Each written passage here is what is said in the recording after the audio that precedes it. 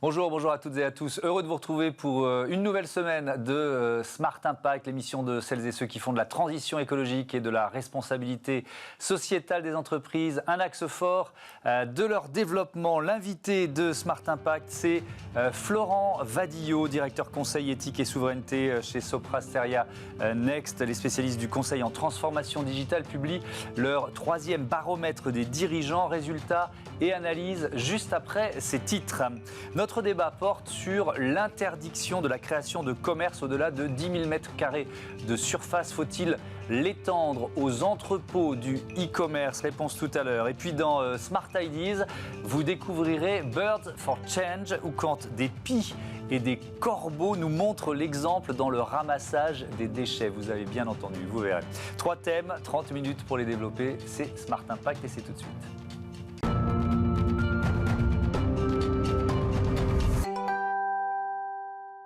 Bonjour Florent Vadillo, bienvenue. Bonjour. Vous êtes donc directeur conseil éthique et souveraineté chez Sopra Steria Next, la marque de conseil en transformation digitale du groupe Sopra Steria, qui est l'un des leaders européens du conseil des services numériques et de l'édition de logiciels. Et je le disais en titre, vous venez de publier ce 3e baromètre des dirigeants qui est réalisé avec Via Voice, Les Échos, Radio Classique. Le mode d'emploi, 435 chefs d'entreprise représentatifs des PME et des ETI françaises ont été interrogées. Et peut-être que le premier mot qu'il faut citer, Florent Vadillo, c'est le mot confiance, malgré la crise. Ça peut surprendre, mais elle est là. En effet, c'est même surprenant quand on regarde les enquêtes d'opinion pour la population en général. On a 53% des entreprises interrogées qui ont confiance dans l'avenir. Et cette confiance, en fait, elle se base sur plusieurs indicateurs qui sont intéressants à souligner. Le premier, c'est le chiffre d'affaires, par exemple, puisque les entreprises estiment à plus de 47% que le chiffre d'affaires sera stable et à plus de 33% qu'il sera en progression. Donc c'est un peu surprenant dans un contexte de crise et c'est indéniablement un vrai facteur d'explication. Le deuxième élément, c'est aussi qu'à 54%, ils estiment que la progression de la campagne vaccinale, le retour à la vie normale, va être un élément qui leur permettra de retourner à une situation économique stable. Donc cet élément est très important. On note une petite chose qui est intéressante, c'est que plus l'entreprise est grosse en taille, plus elle a confiance parce qu'elle semble plus résiliente, plus à même de passer le cap actuel. Oui, et on retrouvera ça, cette différenciation en fonction de la taille des entreprises sur d'autres thèmes. Alors, parmi les leviers d'action qui sont privilégiés par les chefs d'entreprise, par les dirigeants pour sortir de cette crise, là aussi c'est intéressant de les analyser. Il y a le fait d'en profiter, si j'ose dire, pour revoir leur organisation.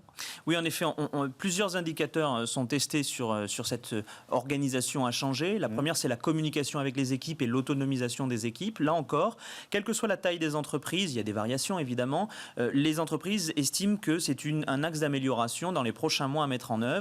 On le retrouve également sur la communication. Ils estiment qu'une communication plus régulière, plus transparente est un objectif qu'il faut développer. Donc on le voit, la crise, elle a aussi mis à mal les dispositifs existants, mais elle a mis aussi en œuvre un mécanisme de résilience puisque les entreprises s'interrogent sur leurs process et s'apprêtent dans les semaines à venir à les modifier. Oui, alors avec notamment, j'ai retenu ce chiffre parmi les actions prioritaires.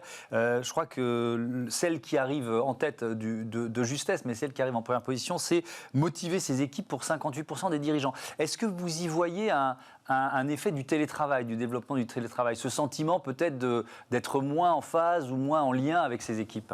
Oui, c'est indéniable. Le télétravail éloigne la capacité de management.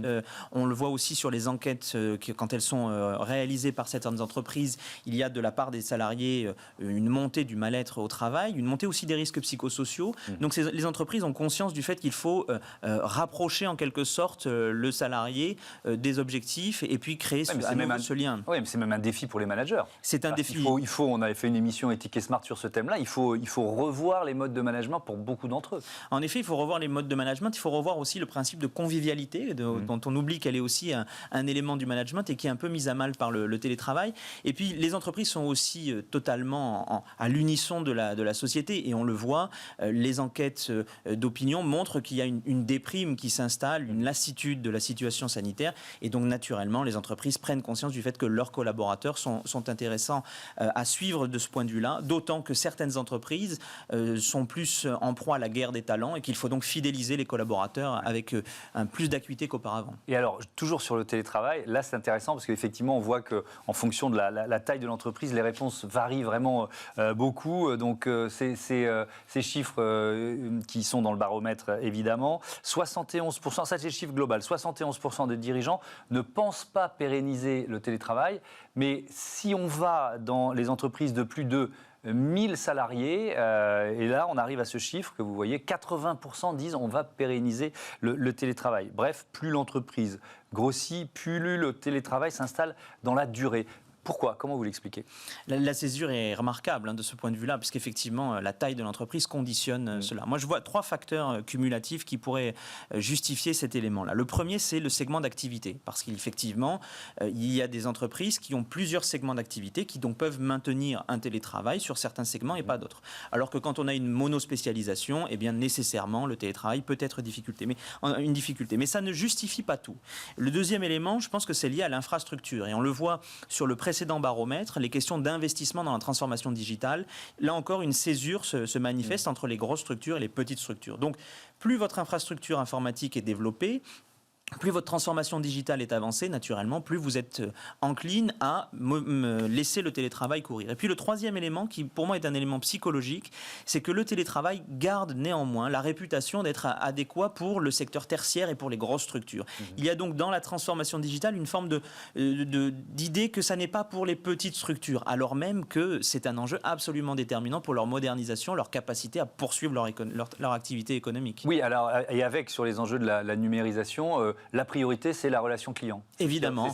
Ça semble logique, c'est ce qui ressort en premier. Évidemment, c'est ce que les entreprises distinguent, avec là encore une césure entre les grandes entreprises pour lesquelles c'est à plus de 80% une nécessité, et pour les plus petites structures, on est à 63%. On est vraiment sur une vraie cohérence, parce que la relation client a été considérablement changée au cours de cette crise. Et naturellement, celles qui ont pu accroître ce changement, ce sont celles qui avaient les plus grands dispositifs de transformation digitale. Oui, alors justement, si on sort simplement du télétravail, mais plus globalement sur cette question de numérisation, ils prévoient quoi, les chefs d'entreprise, les dirigeants que vous avez sondés pour cette année 2021 en matière de transformation numérique ?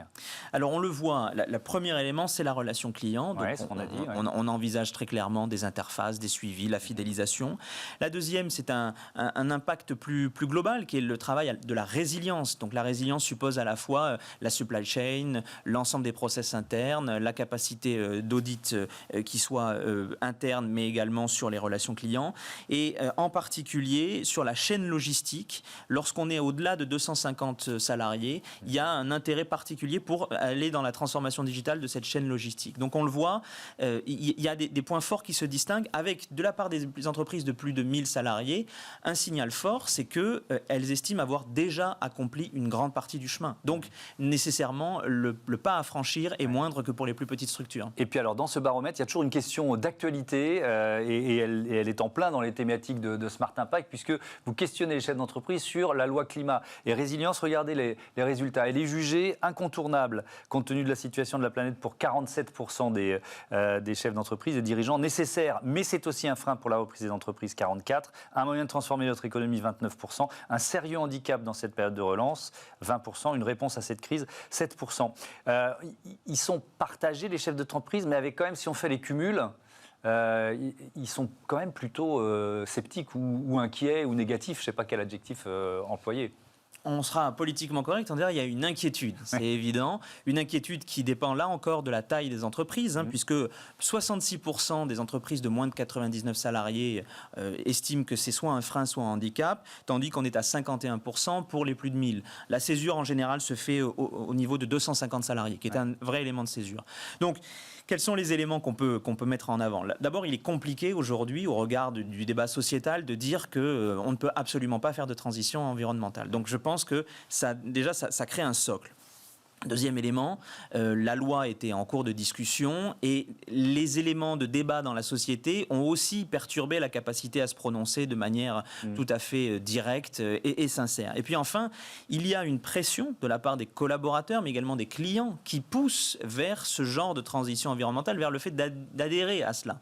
Et donc, les entreprises sont un peu prises en étau, elles doivent faire une mutation, et cette mutation, elles estiment qu'elle est un peu imposée à leur structure. Merci beaucoup Florent Vadillo. À bientôt sur Bismart. Justement, tiens, on va en parler de la loi climat et résilience sur l'angle de l'artificialisation des sols.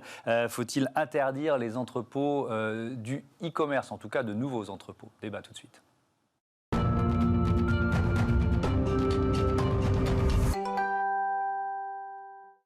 La lutte contre l'artificialisation des sols est l'un des objectifs de la loi climat et résilience. Quelles conséquences économiques pour le secteur du commerce? Faut-il étendre l'interdiction aux entrepôts du e-commerce? On en débat avec Vincent Rava, qui est directeur général de Mercialis. Bonjour. Bonjour. Merci d'être là. Mercialis, société foncière spécialisée dans la gestion et la valorisation des centres commerciaux. Et puis avec nous en visioconférence, Laurence Maillard-Méhaignerie. Bonjour, députée La République En Marche d'Ille-et-Vilaine et présidente de la Commission du développement durable et de l'aménagement du territoire. Je commence avec vous, Laurence Maillard-Méhaignerie. On parle de quoi? C'est combien d'hectares de sols agricoles ou forestiers qui sont urbanisés, on va dire, chaque année? C'est environ 20 à 30 000 hectares par an. Et c'est un rythme qui est assez inquiétant parce c'est 4 fois plus vite que la progression de la démographie. En clair, on a un problème qui n'est pas nouveau, d'une emprise sur les terres agricoles, sur les espaces naturels, d'artificialisation. C'est l'étalement urbain, mais pas seulement l'étalement urbain. Et donc, dans cette loi climat, le souhait des membres de la Convention citoyenne, c'est de baisser ce rythme de façon assez significative pour atteindre un rythme diminué de 2 d'ici une dizaine d'années et d'ici 2050, zéro artificialisation nette en France. Alors ça passe par quoi, ça, justement, tenir cet objectif divisé par 2, l'artificialisation des sols en une décennie, ça passe par quoi? Alors, je ne vous cache pas que c'est un problème redoutablement complexe, puisque ça va toucher nos activités économiques, la capacité des territoires à accueillir des nouveaux habitants, c'est la construction de nouveaux logements.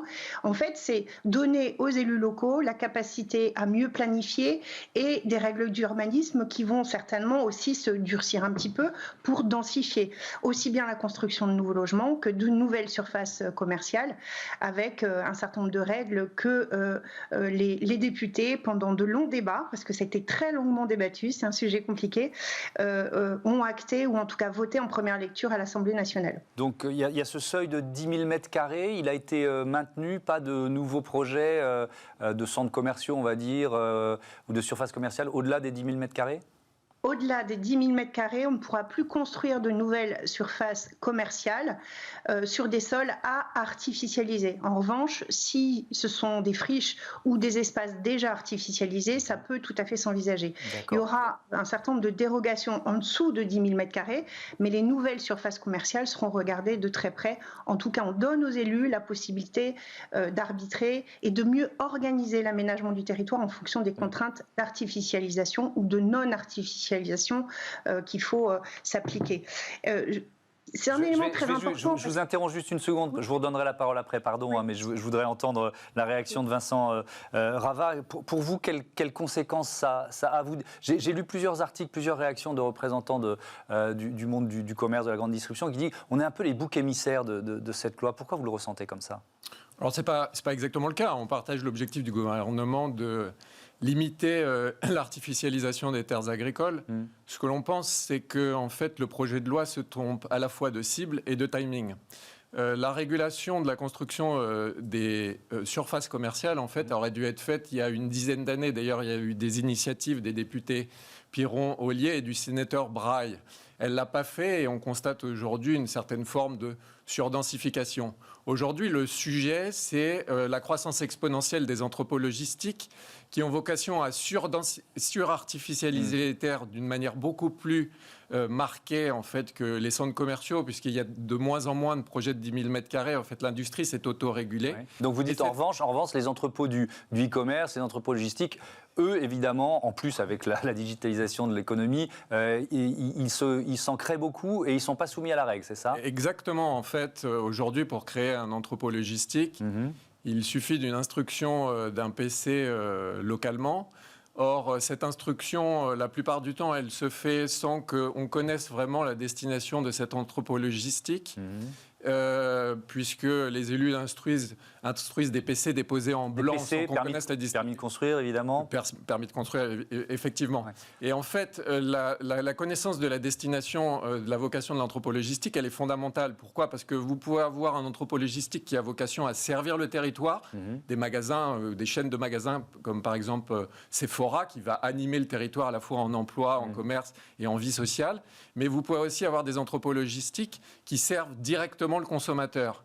Et ceux-là ont un impact social, environnemental et économique qui est tout à fait différent. Et c'est ça, en fait, que l'on demande. Je vais vous donner un exemple très, très important. Et après, je vous donne la parole à Il y a un Laurence énorme Maillard. projet dans une région que Maillard-Meignery connaît bien, puisque c'est le Pays de Loire, mais qui touche la région de Bretagne, d'un entrepôt logistique de 185 000 m² d'Amazon qui a vocation à livrer directement le territoire. Le plus grand centre commercial de France fait actuellement 150 000 m². Le plus grand centre commercial de Bretagne fait moins de 50 000 m². Ces 185 000 m² d'entrepôt logistique Amazon, qui ont une vocation d'être un lieu de commerce, une distribution directe, c'est une artificialisation de terre de 15 hectares pour un bâtiment qui va faire 400 mètres de long. C'est pas sur une 18 friche. mètres, c'est pas sur une friche. D'accord. Qui va faire 18 mètres de hauteur, employer 790 personnes et s'adresser à 7 millions de consommateurs, potentiellement menacer 250 000 emplois localement, on a avec une insertion architecturale qui est quasi nulle. On a compris le propos. Je voudrais entendre la réponse de Laurence Maillard-Meignery. Est-ce que cette loi épargne Amazon, en quelque sorte? Et est-ce qu'il ne faut pas justement la changer pour ça? Alors l'idée, c'est pas d'épargner ou d'égratigner quelle que soit la marque ou l'entreprise. Moi, je suis élue dans une région de logistique, vous le savez, donc évidemment avec une forte emprise effectivement d'entrepôts à des vocations logistiques tout à fait importantes. On a un calcul très simple. À ce jour, les entrepôts logistiques, c'est 1% d'artificialisation. Ce qui nous inquiète effectivement, c'est le rythme auquel ces entrepôts s'implantent.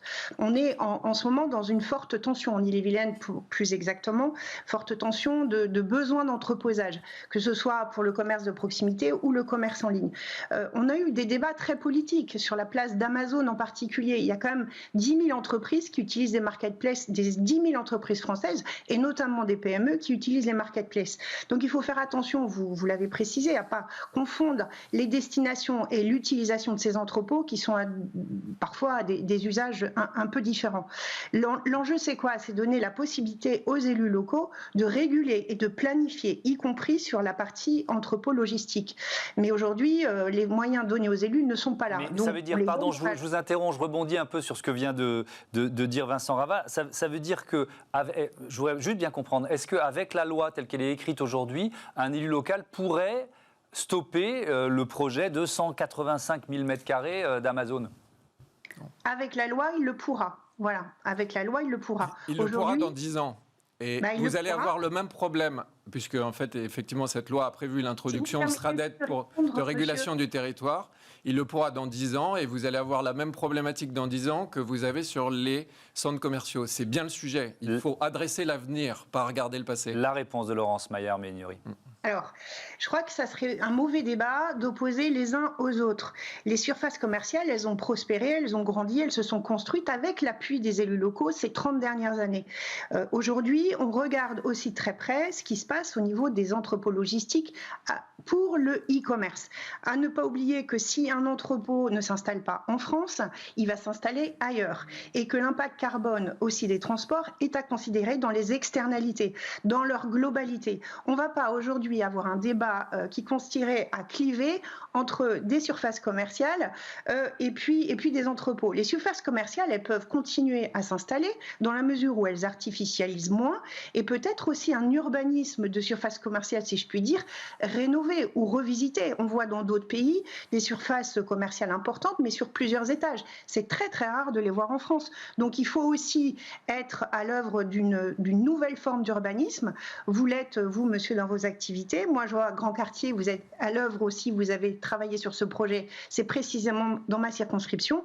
Aujourd'hui, on pourrait concevoir des surfaces commerciales sur plusieurs étages et moins artificialisées. C'est l'objectif d'intérêt général pour le climat, pour préserver nos terres agricoles, pour préserver la biodiversité. Je crois qu'on ne peut pas avoir de débat là-dessus, tout simplement. Et on doit tous partager cet objectif. L'idée, ce n'est pas un droit d'inventaire. L'idée, c'est comment on se projette demain et que tout le monde fasse les efforts de ce point de vue-là, y compris dans la construction des logements. C'est surtout ça qui importe. Laurence Maillard-Meignery, un tout petit mot de conclusion, il reste 30 secondes. Oui, je veux dire qu'on n'est pas dans le clivage, on est dans la demande d'une équité de traitement. Et clairement, là, c'est pas le cas. Et on va avoir certains opérateurs qui vont pouvoir s'exprimer dans un cadre hors droit et d'autres qui vont être fortement régulés. Et effectivement, c'est cette équité de traitement qui est un problème et qui potentiellement menace le commerce physique qui anime les territoires. En Bretagne, c'est 250 000 emplois. Vous l'avez dit tout à l'heure. Merci beaucoup. Merci à tous les deux. Tout de suite, c'est Smart Ideas. Merci. Smart Ideas avec BNP Paribas. Découvrez des entreprises à impact positif.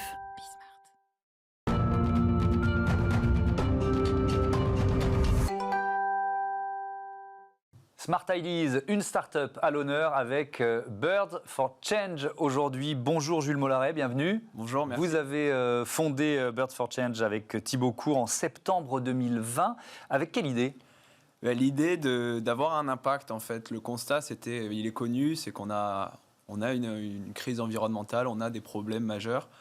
Et l'idée, c'est comment on arrive à changer les comportements de manière rapide et de manière efficace. Et on s'est dit, pourquoi pas collaborer avec la nature pour réussir à changer les comportements. Donc c'est utiliser l'intelligence des oiseaux, de certains oiseaux, notamment les pies, les corbeaux, les corneilles, pour ramener des déchets, c'est ça ? En fait, oui, tout simplement, c'est des oiseaux qui sont extrêmement intelligents, grâce à des millions d'années d'évolution comme la nature.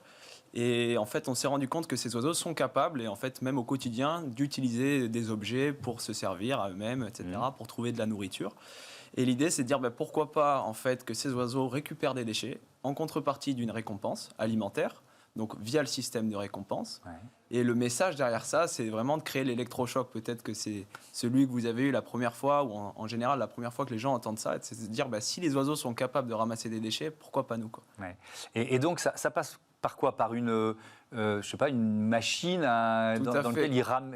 J'essaie, parce que ça semble tellement dingue qu'on a du mal à imaginer, à visualiser comment ça fonctionne. Très simplement, en fait, c'est une sorte de poubelle intelligente qu'on est en train de développer. Donc les prototypes sont déjà en place, qui est sur un poteau. Et l'idée, c'est que les oiseaux, en fait, viennent directement sur cette machine avec une plateforme, et ils déposent tous les objets qui leur semblent non naturels. Donc ça peut être des plastiques, des mégots, des tickets de caisse.